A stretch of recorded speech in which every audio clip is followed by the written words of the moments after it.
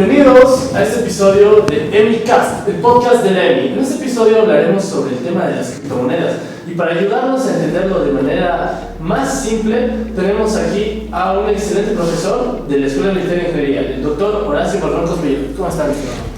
Encantado de saludarte, Emilcar, encantado de saludar a todos los que nos están viendo y bueno, aquí estoy a tus órdenes. Doctor, ¿podría contarnos un poco sobre su trayectoria, por favor?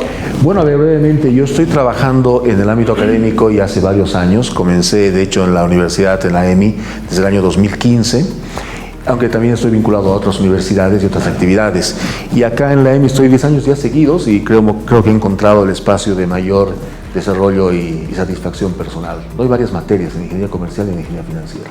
Sí, más bien yo fui su alumno y es un gusto tenerla aquí. Y te recuerdo con mucho aprecio y pronto seremos colegas. Claro que sí, doctor. Doctor, usted que es muy bueno en el ámbito de la docencia, por favor, ¿podría explicarnos por qué las criptomonedas son diferentes del dinero común? ¿En qué se diferencian?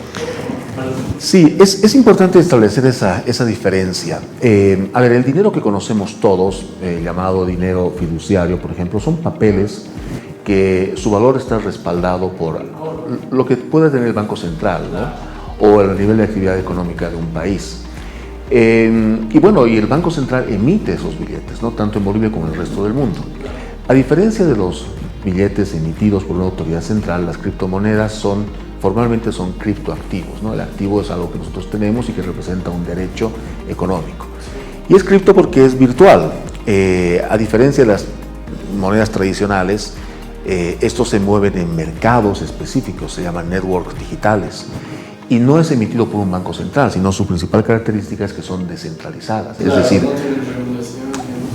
puede emitirse desde diferentes lugares del mundo y por diferentes personas.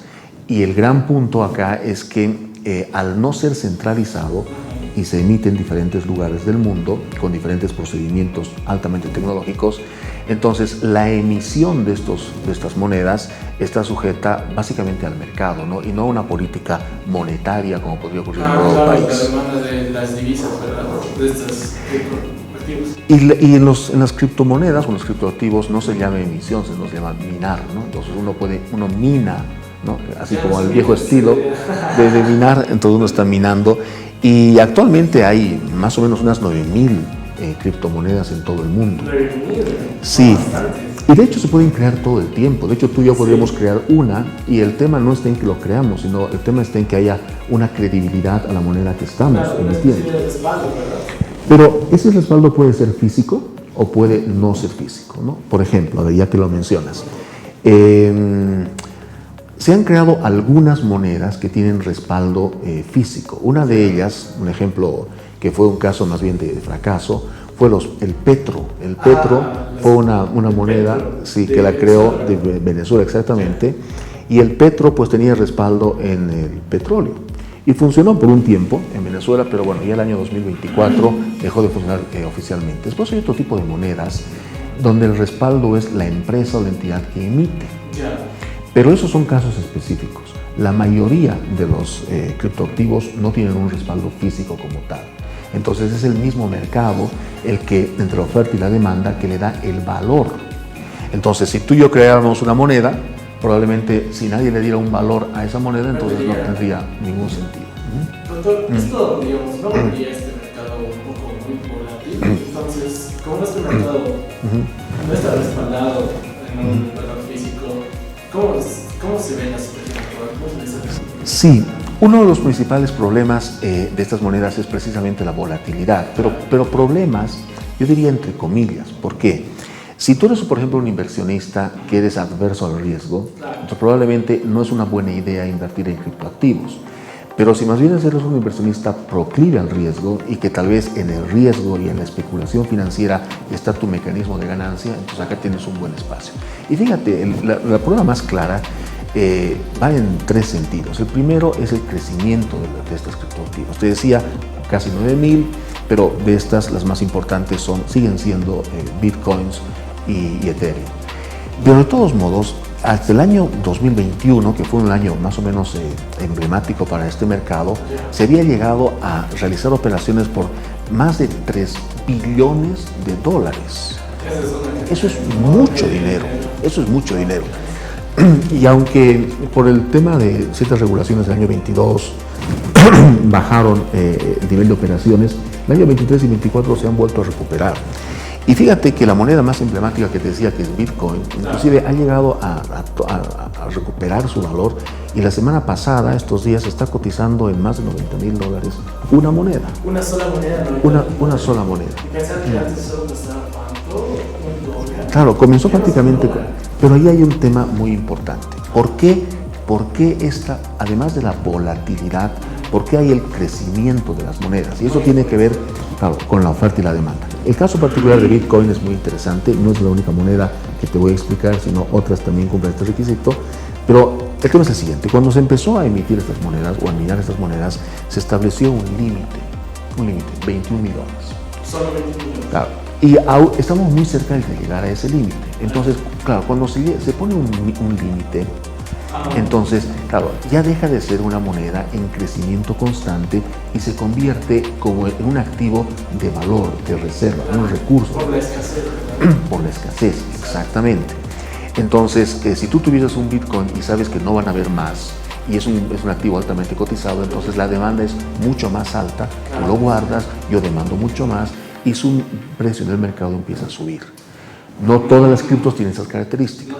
No todas. Por ejemplo, la segunda, que es Ethereum, que es la más importante, fíjate, la diferencia está en estos rangos. Si una Bitcoin cuesta más de $90,000, un Ethereum está alrededor de 2.700, ni siquiera llega a los $3,000 cada uno. Un poco más accesible. Ahora, ese es otro tema importante que vale la pena mencionar. Ningún inversionista apuntaría a comprarse una moneda, un Bitcoin, sino fracciones. Claro, porque el secreto de las bitcoins es que al ser valores digitales se pueden fraccionar, se pueden particionar, ¿no? Entonces ahí viene toda la tecnología de los tokens y las blockchains. Entonces una moneda, una bitcoin, se puede fraccionar inclusive hasta 0,01 bitcoin. Tú puedes comprarte una de estas. 0,01. Sí, un bitcoin de bitcoin, ¿no? O así de cualquier otra moneda. Claro. Eso es interesante, ¿por qué? Porque permite que no solamente hayan inversionistas institucionales, sino que también haya inversionistas como tú y yo, personas mortales, comunes, que podríamos invertir ahí, ¿no? A través de estos networks digitales. Entonces, esa es una de las grandes diferencias con los activos tradicionales financieros y con las monedas tradicionales. Permíteme puntualizar esto. Un activo tradicional, como por ejemplo la acción de una empresa, hay un mercado específico que es una bolsa donde tú vas y compras y vendes. Y lamentablemente ni tú ni yo podemos hacerlo, porque para entrar a una bolsa se tiene que hacer a través de un agente, de un broker, ¿no? Y hay una serie de condiciones. Entonces, los mercados, estos networks digitales no tienen tantas barreras de ingreso, con lo cual sería más posible que personas como tú y yo podamos ingresar. Eso por un lado. Restricciones para el ingreso al mercado. Exactamente. Y por otro lado, el hecho de que se puedan fraccionar permite de que más personas normales y no institucionales puedan.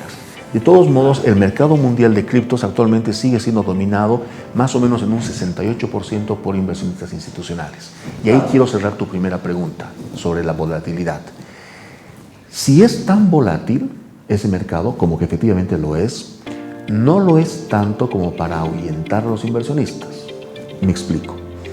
Los inversionistas institucionales, o sea, las grandes instituciones como fondos de inversión, fondos de pensiones, pueden invertir en estos fondos y son quienes, con estas criptomonedas mejor dicho, y son quienes mejor o más cuidadosamente administran su portafolio de inversión. En su portafolio de inversión típico de un fondo de inversión es activos de renta fija, como una especie de seguridad, y activos de renta variable. Aquí entrarían los criptoactivos. La diversificación, correcto, eso tú entiendes muy bien por ser estudiante financiera. Entonces, una institución, cuando administra su portafolio, lo que hace es balancear el riesgo. Si las instituciones se están animando a invertir en criptoactivos a pesar del riesgo, es porque son capaces de balancear el riesgo correctamente dentro de su portafolio. De hecho, aquí en la EMI hemos realizado varias investigaciones académicas en este sentido y ahora mismo hay una muy interesante que se está llevando adelante sobre la posibilidad de que las AFPs en Bolivia hubiesen invertido en el pasado en criptoactivos. Las AFPs. Que ahora ya no las tenemos, es un estudio contrafactual, pero ¿qué hubiera pasado si hubieran invertido ahí? Entonces el resultado va a ser que probablemente hubiera mejorado la rentabilidad. Claro, porque es la mayor riesgo, mayor ganancia. Ambas cosas suelen ir de la mano. De todos modos, son mercados que tienen regulación. O sea, si bien son altamente especulativos, tienen buenos niveles de regulación en el marco de la Unión Europea, en el marco de los mercados bursátiles de Estados Unidos. O sea, esa volatilidad no significa una guerra salvaje peligrosa, ¿no? Hay mercados que están muy bien administrados. Entonces, porque ahora que estamos hablando de que aquí en la misma universidad se han llevado estudios sobre eso, ¿cómo se ve la coyuntura aquí en Bolivia sobre las criptomonedas? Bueno, es un punto inevitable para tocar, ¿no? Y no deja de ser también lo que yo te voy a decir, en alguna medida especulativo, porque estamos viviendo un momento de varios cambios, no solo por la coyuntura económica del país, la coyuntura macroeconómica, sino en particular por el tema de los criptoactivos. Hasta el año pasado, el Banco Central no tenía permitido que se operen con criptoactivos en Bolivia. El argumento era precisamente el riesgo y la especulación, ¿no? A pesar de eso, las personas comunes ya estaban operando con criptoactivos, aunque no a través de los canales formales en Bolivia, pero sí a través del internet o en otros canales. Entonces era lo más frecuente. Virtuales, etc. Sí, era a través de Binance, por ejemplo, la aplicación, ¿no? Que son las dos aplicaciones más importantes que permiten operaciones entre criptoactivos. Habían personas que ya estaban haciendo esto. A partir del año pasado, el Banco Central levanta esta restricción y hay un boom, y hay una explosión. O sea, todo el mundo está preocupado. De hecho, esta entrevista obedece a lo mismo. Es por eso, ¿no? Y cada vez hay más personas que están a través de plataformas virtuales como Binance realizando operaciones. Ahora, a tu pregunta. En la coyuntura actual, ¿qué significa tener mercados de criptoactivos? Yo te diría que significan tres cosas. Uno, en primer lugar, como no hay dólares, entonces es probablemente una de las monedas más interesantes para realizar operaciones internacionales. Sí. De hecho, fíjate que en estos últimos días, el gobierno a través de YPFB ha anunciado la posibilidad de estar comprando diésel, combustible, a través de criptomonedas, ¿no? A través de USDTs.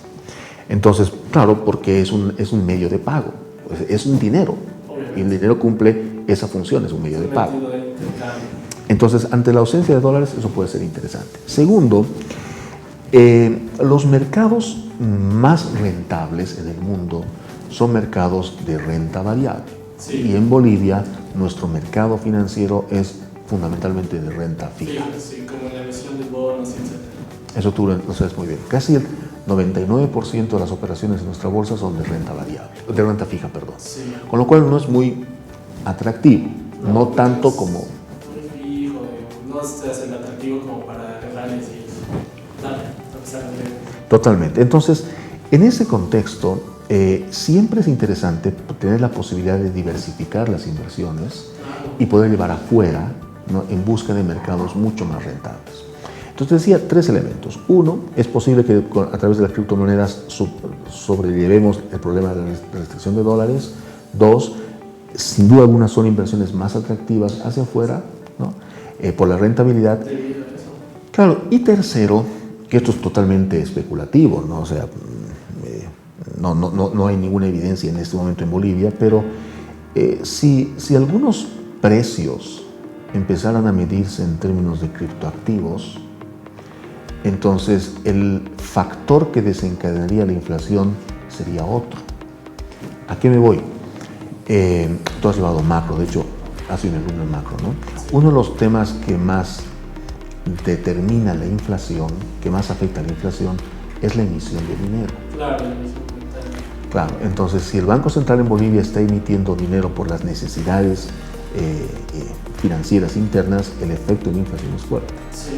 Hay una ley económica que se llama ley de Gresham, que dice que algunas monedas que tienen poco valor en el mercado se utilizan para transacciones diarias y las que tienen más valor se guardan para cosas más importantes, ¿no? Sí, como los dólares.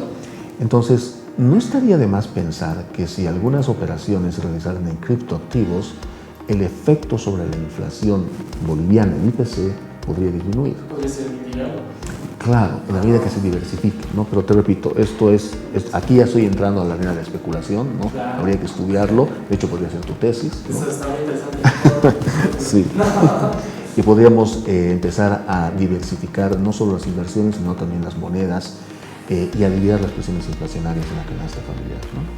Eso estaría muy interesante, doctor, porque ahorita se sufre bastante en ese ámbito del tema de los dólares y diversificarlo puede ser una solución bastante. Importar cosas, enviar dinero al extranjero, no, es un problema delicado, ¿no? O sea, claro que sí, pero también puede presentarse como una solución. Sí. Así mismo, doctor, yo quisiera saber, por ejemplo, hay muchas formas de ganar dinero con esto, como lo que ustedes estaban hablando, y nos dijo que aparte de los inversionistas institucionales, había personas comunes y corrientes como nosotros, ya que nosotros no contamos pues, con el capital que tienen las grandes instituciones, pero usted nos dijo que podríamos comprar, digamos, una fracción de la moneda a menores precios, y quisiera que nos explique más sobre esto, cómo podríamos ganar nosotros dinero, tanto cómo lo ganan los inversionistas institucionales, y cómo podemos ganarlo nosotros.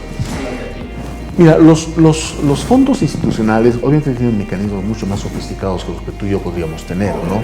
Y sin querer convertir esta charla en una clase de aula, pero los fondos institucionales suelen tener algunos mecanismos. Por ejemplo, hay uno que se llama compra y hold. Es una inversión de largo plazo, ¿no?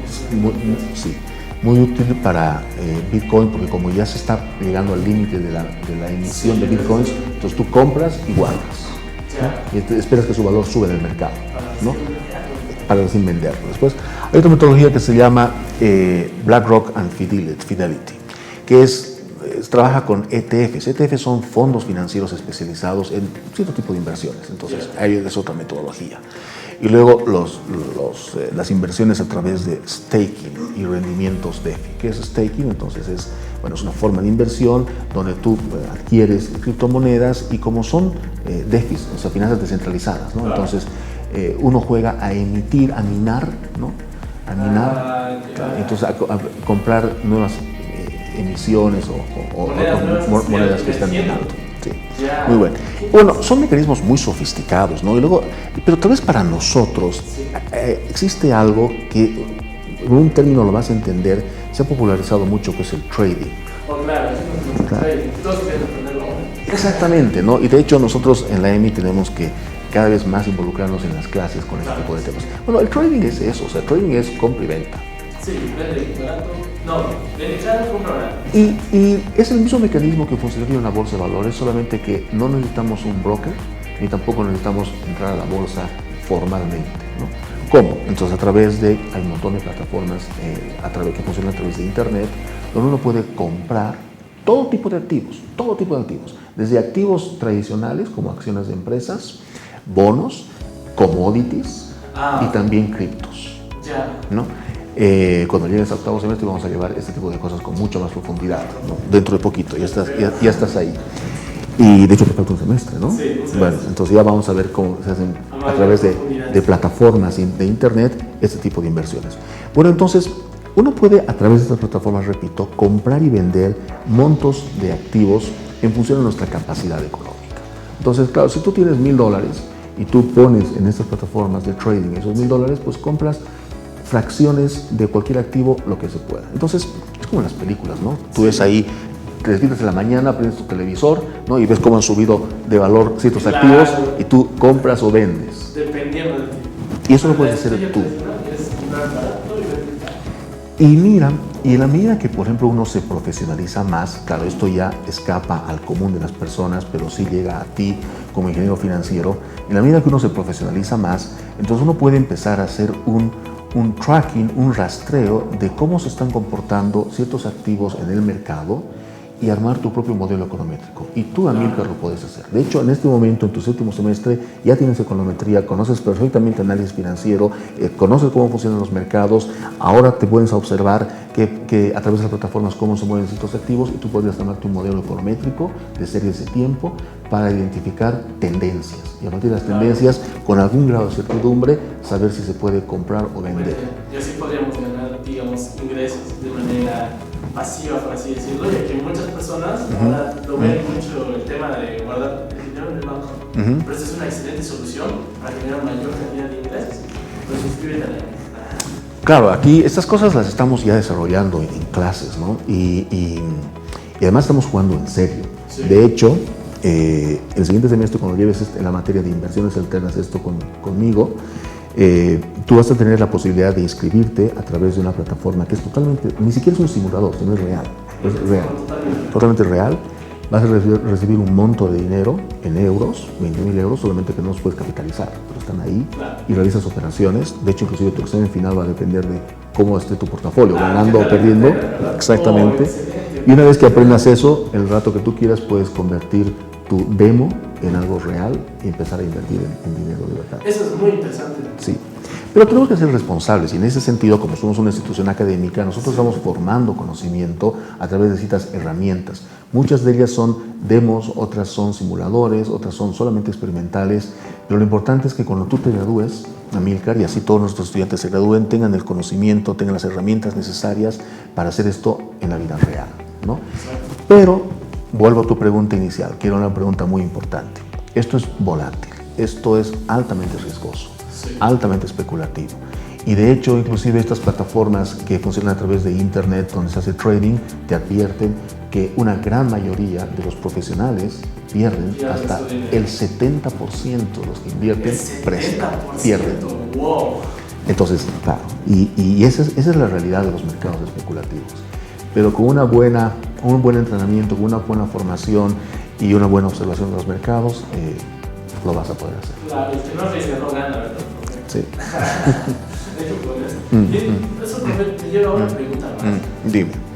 ¿Esto cómo se vincularía a nosotros como universidad? ¿Qué podríamos hacer para implementarlo? Mira, yo creo que estamos ya en el camino en tres direcciones. Lo primero, nuestras clases en aula tienen que incorporar este tipo de activos y mercados financieros.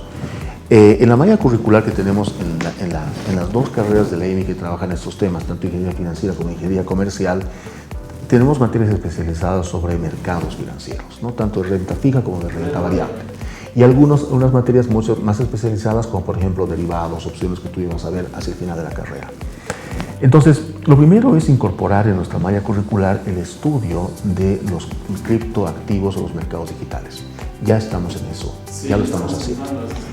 Lo otro es investigación y lo mejor es los trabajos de grado, las tesis. Hacer tesis como la que te comentaba, que estamos haciendo con un estudiante, uno de nuestros mejores estudiantes que tenemos en la EMI, ese tema de análisis contrafactual de AFPs invirtiendo en criptoactivos. Creo que las tesis que llevamos adelante en la EMI, que además son un año de seguimiento, ¿no? Dentro de los 5 años de estudio, son el mejor espacio de investigación. Pero no solamente ahí, sino, no sé si tú recuerdas, cuando llegabas la materia de análisis financiero conmigo, leíamos tesis de maestrías. En tercer semestre tú podías entender y leer tesis de maestría, ¿te acuerdas? Claro, de análisis de una propia compañía. Exactamente, todo lo que eran, correcto, análisis vertical, horizontal, desde muy temprano. ¿Por qué menciono eso? Porque en cualquier semestre en la universidad ya podemos hacer algún tipo de investigación, por más inicial que sea, ¿no? E ir sofisticándola hasta la tesis. Claro, también aquí entran lo que son las ferias, participaciones, correcto, etcétera. Hay bastantes oportunidades para desarrollar investigación en la universidad. Sí, de hecho, la EMI participa regularmente en estos espacios que el Banco Central promueve, ¿no? De estudios económicos financieros. Entonces, un tema es incorporar en nuestra malla curricular, que lo estamos haciendo. 2, realizar investigación en todo nivel, no solamente tesis, sino desde muy temprano en la carrera. Y luego empezar a buscar el desarrollo de este conocimiento hacia afuera, o sea, proyectarnos hacia afuera, ¿no? Entonces, ahí un tema muy importante es el trabajo entre profesores y estudiantes, entre grupos de profesores para escribir papers, tratar de inscribir esto en revistas indexadas, especializadas, y bueno, y hacer pues que el conocimiento sea no solamente interno del ámbito académico, sino a través de la extensión universitaria, útil para otros espacios de análisis y de decisión, ¿no? Claro, ¿no? Es súper importante, además súper efectivo, porque ciertas investigaciones hasta se ven remuneradas, por ejemplo, participaciones del Banco Central, tienen apoyo, hay financiamiento, etc. Entonces, esto puede ser muy bueno. Y para finalizar, doctor, una última pregunta. Dime. ¿Qué recomendaciones les daría a nuestros oyentes sobre este tema de las criptomonedas, sus recomendaciones personales? Sí, a ver, muchísimas gracias. En todo caso, igual a tiempo de agradecerte a ti, a través de ti, a este espacio que la EMI abre. Yo diría tres cosas. En primer lugar, para quienes todavía están decidiendo qué estudiar, bueno, quisiera decirles vengan a la EMI, pero esto no es un espacio de publicidad, ¿no? Tienen que estudiar carreras vinculadas de forma especializada a estos temas financieros, los criptoactivos. Una carrera muy potente, pero no es la única, es ingeniería financiera, donde ahí realmente se desarrolla a profundidad estos temas. Entonces, quienes están escuchándonos o viéndonos y todavía no han decidido qué estudiar, no están en ese momento de decidir, opten por estas carreras especializadas. La EMI es una opción, no es la única evidentemente, pero es una opción en la que estamos trabajando arduamente. Muy bien, serio. Segundo tema que yo recomendaría. Para quienes están buscando una actividad profesional, tener en cuenta que el mundo, y acá nunca mejor dicho, es cada vez más global y las criptomonedas es exactamente el vehículo para la posibilidad de invertir globalmente.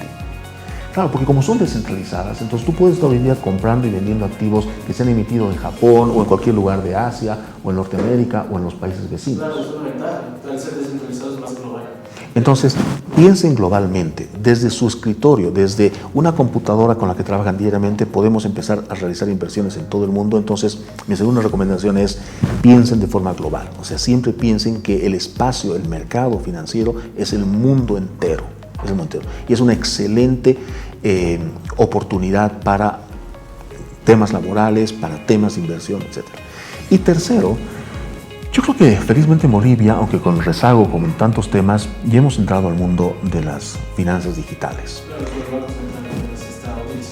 Sí. Y para el 2030 tenemos un desafío que es aún más importante, se llama finanzas sostenibles. Al 2030 nosotros tenemos que haber llegado junto con todos los del Pacto Global a tener una gran parte de nuestras finanzas sostenibles, ¿no? En términos ambientales, sociales, de gobierno corporativo. Bueno, estas finanzas significa movimiento de dinero. Y el movimiento de dinero tiene que ser en cualquier forma de dinero, en los criptoactivos. Claro, bien. Entonces, como tercer tema, pensemos, 1, ¿qué estudiar? 2, globalmente, pero 3, este es un tema de política pública. O sea, los países se están moviendo en ese sentido. Entonces, para ustedes que nos están observando y ojalá encuentren en esto algo de información e inspiración, piensen que estos no son esfuerzos aislados, no son temas excéntricos, no es un inversionista, no es un Amílcar excéntrico que está queriendo, no, es la tendencia global. Vamos ahí todos, tanto que es política pública hoy en todos los países del mundo. Claro, todos los principales potencias mundiales lo están haciendo. Es muy importante. Bueno, doctor, muchísimas gracias por todo su conocimiento. Un gusto tenerlo aquí. Y ustedes, muchachos, ¿qué están esperando para inscribirse en la EMI? Tenemos docentes de gran calidad. Como ya lo vieron, información muy buena. Así que inscríbete en la EMI y sé un líder. Nos vemos en el siguiente episodio.